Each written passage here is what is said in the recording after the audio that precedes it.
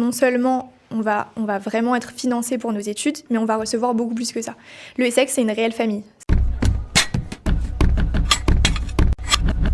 Et on accueille tout de suite Jody Aufrecht qui va nous parler d'une association qui s'appelle le ESSEG. Jody, bonjour et bienvenue. Bonjour Cathy, merci de me recevoir. Avec plaisir parce que en plus cette association c'est vraiment quelque chose d'important à découvrir, surtout si vous êtes soldat seul. Restez avec nous jusqu'au bout. C'est une association qui a été créée par qui et quand ? Alors, c'est une association qui a été créée en 2005 par Gary Schwartz et Heather Reisman. Donc c'est des personnes qui sont très actives notamment au Canada, dans la communauté juive, mais aussi en Israël. Qui sont des businessmen Des aussi. businessmen qui ont ouvert pas mal d'organisations et d'associations en Israël. Vraiment, une bonne vingtaine d'associations en Israël, mais également au Canada. Et le but de celle-ci, c'est quoi ? Le but de celle-ci, donc le ESSEC qui a été ouvert en 2005, ça va être d'aider les anciens soldats seuls, qui ont fait un service complet ou de 2 ans, à s'intégrer en Israël et à réussir leurs études académiques en Israël. Donc c'est une bourse qui est proposée aux anciens soldats seuls qui veulent rentrer en licence après leur service en Israël. Quand vous dites une bourse, c'est carrément, ils payent les études, quoi. Ils payent les études complètement, toute la licence. Donc c'est génial. C'est génial. Et en plus de ça, on reçoit environ 2000 shekels par mois, en plus. Bon, alors les Français ne connaissent pas très bien Malheureusement cette pas. association. Ouais, je pense que dans ma promo, on doit être 2 Français. Donc, c'est vraiment dommage. Bon, alors j'imagine qu'il y a des conditions d'éligibilité pour rentrer. Tout le monde ne peut pas avoir accès à cet avantage. Ouais, c'est une bourse qui est assez difficile d'accès puisqu'on est à peu près 2000 à s'inscrire par an. Cette année, on a été 70 seulement à être sélectionnés. Il n'y a pas énormément de conditions pour entrer. On a un formulaire à remplir sur nos informations personnelles. Si on a des lettres de recommandation, c'est mieux. Mais surtout, il faut avoir fait un service complet ou 2 ans minimum. Mais qu'est-ce qu'ils recherchent exactement ? Quel genre de candidats ils vont privilégier ? Ils vont privilégier les candidats qui arrivent avec un sionisme solide. Les personnes qui ont une ambition de rester en Israël, de faire leur vie en Israël, mais surtout d'aider la société israélienne. Des gens qui ont pour ambition vraiment d'aider la société israélienne et de se développer ici. Alors, à quoi on s'engage quand on reçoit cette bourse ? J'imagine qu'il y a des devoirs comme tout le monde. Bien sûr.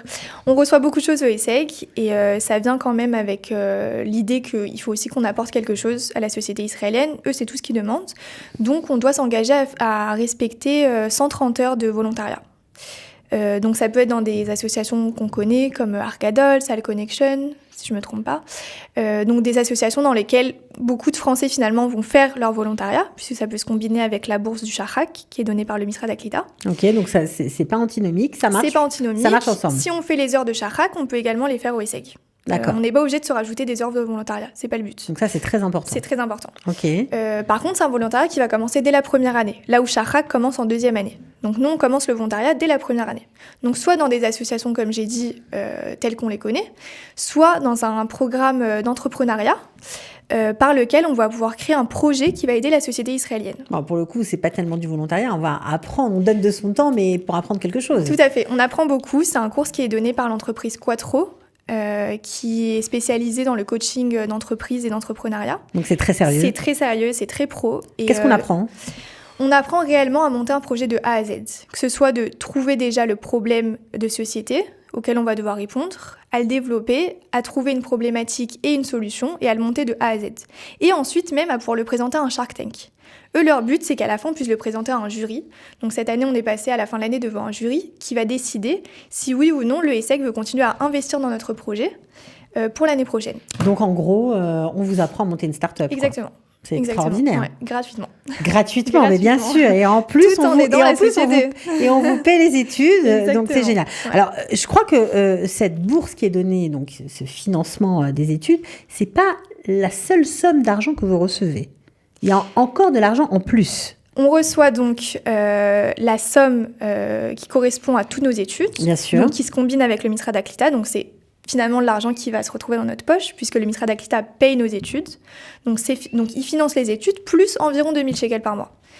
Donc ça veut dire quoi ? Vous avez, on va dire, la bourse du Misra d'Aklita, ouais. Si vous êtes au Lechadash, va directement dans les caisses de l'université. Exactement. Et cette bourse-là, elle vient directement dans votre poche ? Ouais. Donc, qui correspond au montant des études ? Ça fait quoi à peu près ?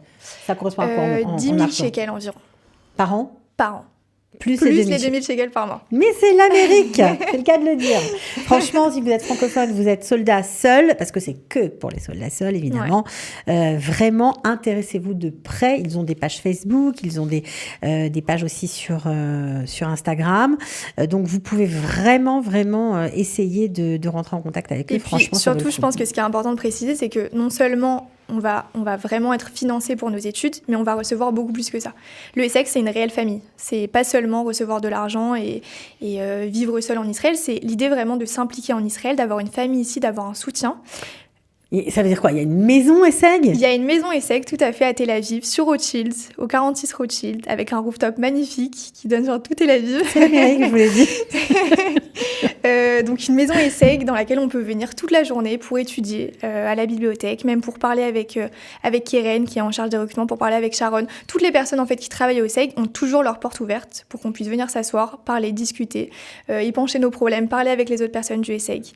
Alors j'imagine qu'il n'y a pas que le fait de se sentir accompagné, il doit vous proposer aussi des tas d'activités. Bien sûr, oui. Tous les mois, il y a un thème différent et on a des activités qui y correspondent. Par exemple, le mois dernier, on a eu le thème des entretiens d'embauche. Donc, il y avait, par exemple, des activités LinkedIn, Canva, venez faire vos photos professionnelles. Il y avait vraiment plein d'activités qui étaient mises à disposition. Et gratuitement. Et gratuitement, bien sûr. Parce que Canva, c'est une formation qui coûte de l'argent, évidemment. Bien sûr. Donc, toujours donnée par des professionnels, vraiment pour nous aider à nous développer dans le monde professionnel académique ici. Bon, et il y a aussi des activités un peu plus fun. Oui, bien sûr. Il y a des activités de sport, il y a des activités où on va se réunir, il y a des activités cuisine même parfois. Donc voilà, c'est vraiment un lieu de vie à part entière. J'imagine que les fêtes aussi sont souvent célébrées là-bas. Ouais, là on a fait une fête de Purim dernièrement sur le rooftop avec des stands de nourriture. C'était quelque chose. Déguisé. Bon, bref, ils ont pensé à tout. Donc ça, c'est vraiment important de préciser. Bon, alors, la question est, si 2000 candidatures pour seulement 70 candidats retenus, est-ce qu'il faut être brillant pour avoir cette bourse? Qu'est-ce qu'il faut avoir comme particularité pour être sélectionné? Alors, je dirais pas qu'il faut être brillant. Ils regardent vraiment pas les résultats académiques ou les résultats au lycée, par exemple. Voilà, c'est pas une des conditions pour entrer. Comme je l'ai dit, je pense que un vrai sionisme, c'est vraiment ce qu'ils vont essayer de regarder parce que Gary et Heather sont des personnes vraiment très sionistes et ils recherchent vraiment ces personnes-là qui vont aider à développer le pays. Donc c'est vraiment leur idée à eux. Plutôt des gens qui ont envie de faire de la politique, des choses comme ça?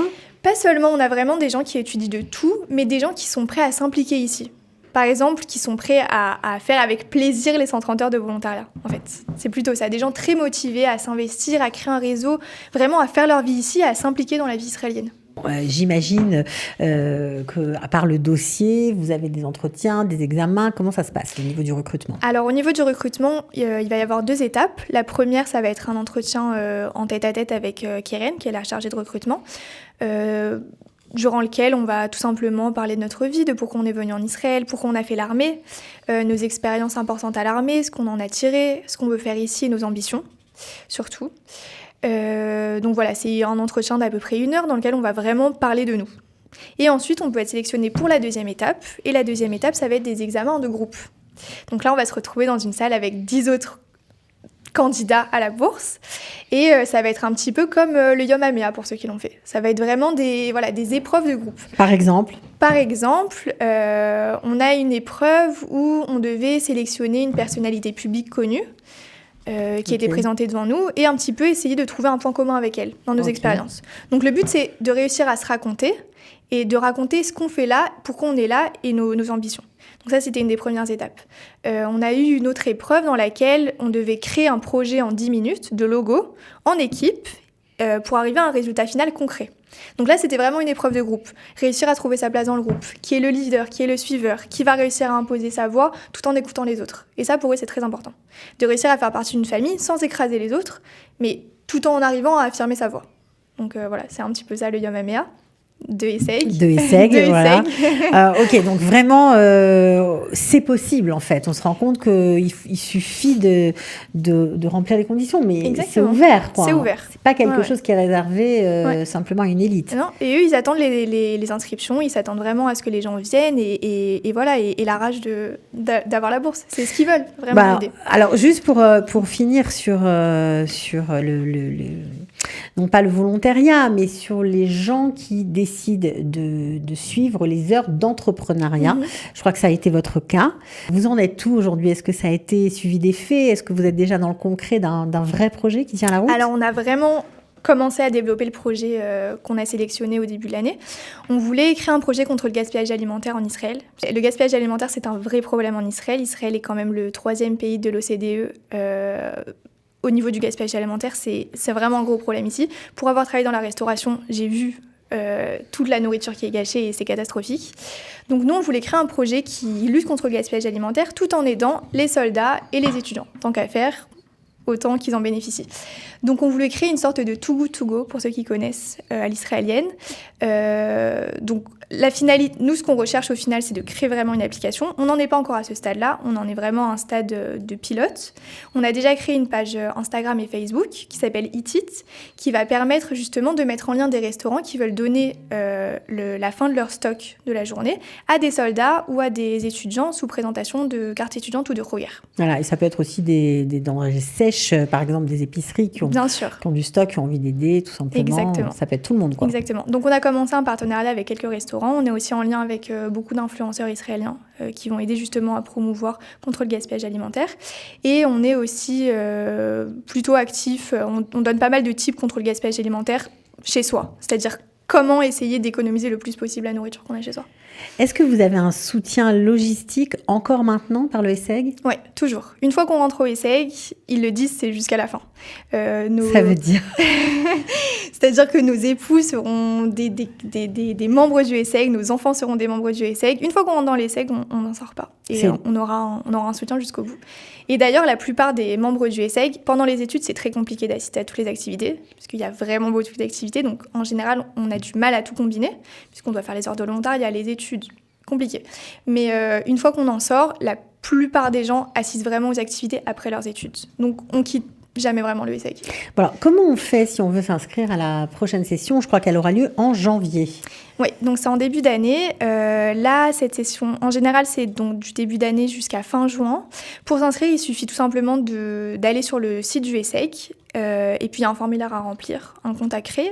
Et après, ça se fera tout seul. Un formulaire à remplir et vous serez contacté pour assister aux premières interviews et ensuite aux sélections de groupe. Est-ce qu'il est conseillé aux jeunes futurs candidats de s'entraîner avant? Je le conseille fortement. Moi, personnellement, j'ai été coachée pour entrer au ESSEG par une association qui s'appelle Knafaim. J'ai reçu un conseiller financier et une conseillère en carrière. Je conseille également aux soldats de s'inscrire dans cette association qui est vraiment géniale. Et ma conseillère en carrière m'a réellement coachée pour cet entretien. C'est comme ça que tu l'as réussi et que tu es entrée et que voilà. Bon, et que tu vas devenir une super entrepreneuse apparemment. Bon, en tout cas, c'est vraiment merci de nous avoir présenté cette très belle association qui va aider, j'en suis sûre, des dizaines de soldats seuls francophones. Il y en a beaucoup. Et si vous avez envie d'étudier, franchement, jetez-vous sur ce bon plan, très bon plan vraiment. Merci d'avoir été là. Merci Cathy. Et n'hésitez pas à suivre notre page Instagram Eat It pour avoir tous les bons plans avec les restaurants, si vous êtes étudiant ou soldat. Pas de problème, je pense que ce sera fait. À bientôt. Merci.